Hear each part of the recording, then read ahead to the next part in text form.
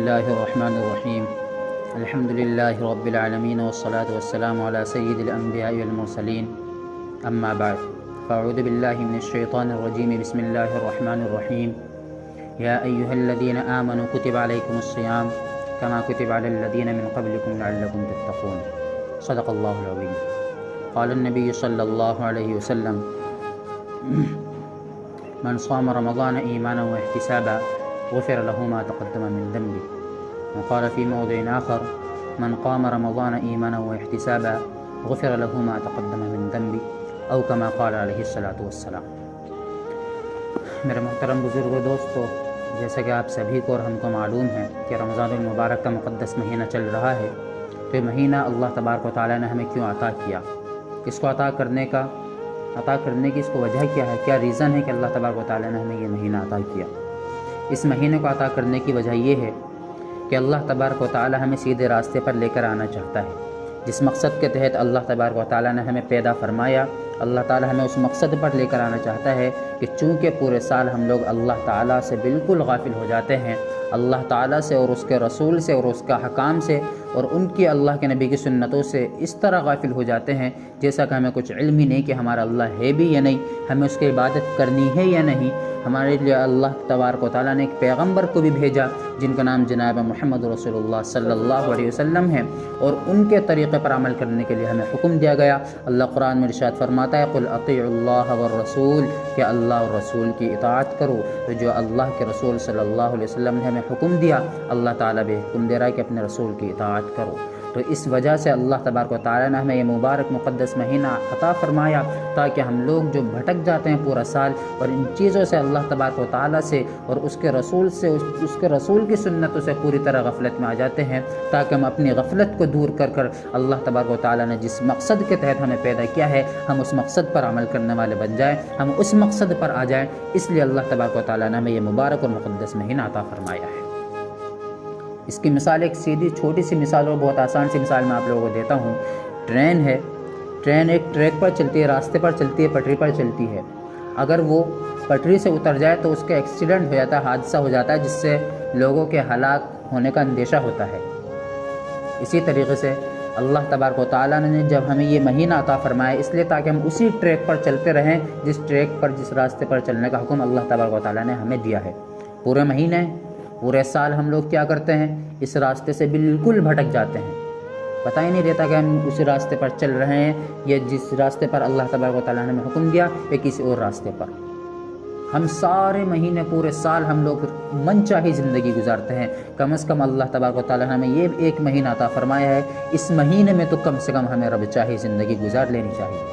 ہمیں اس طریقے سے اس مہینے کو گزار لینا چاہیے جس طرح اللہ اور اس کا رسول ہم سے چاہتا ہے۔ اللہ ہم سے چاہتا ہے کہ اس مہینے میں ہم لوگ گناہوں سے بالکل بچ جائیں،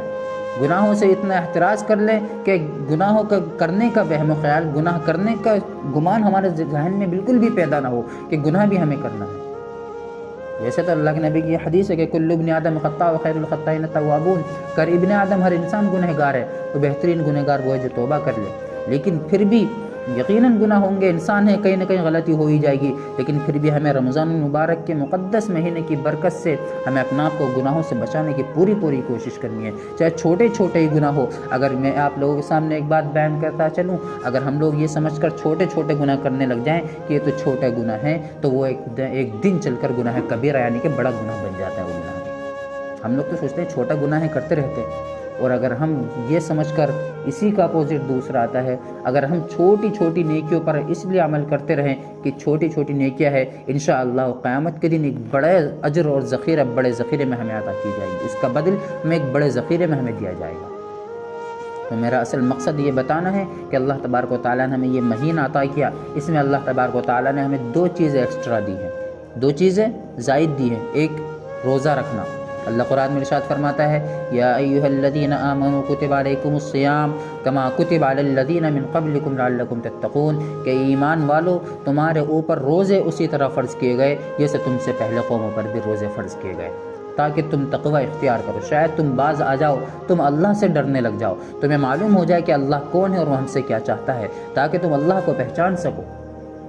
میرا محترم بزرگ و دوستو، دوسری چیز اس میں جو ایکسٹرا ہے، زائد ہے، وہ ہے تراویح۔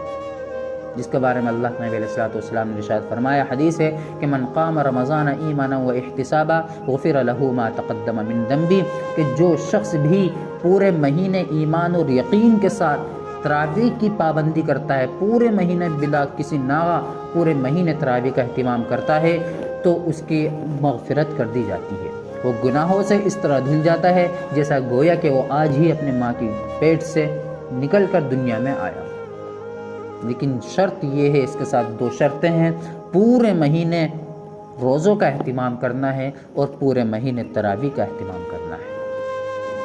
اب جب تراویح کی بات آ گئی تو ظاہر سی بات ہے 5 وقت نماز تو اس میں شامل ہو ہی جائے گی۔ 5 وقت نماز بھی کوشش تو کرنی کہ ہمیں باجماعت ادا کریں۔ اگر خدا نخواستہ کسی وجہ سے، بہت مجبوری کی وجہ سے جماعت چھوٹ جاتی ہے یا تکبیر تحریمہ چھوٹ جاتی ہے تو جماعت کو پکڑنے کی کوشش کرے کہ جماعت مل جائے ہمیں، اور اگر جماعت بھی چھوٹ جاتی تو کم از کم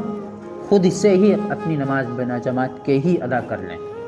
لیکن جان بوجھ کر جماعت کا چھوڑنا بھی گناہ کبیرہ ہے،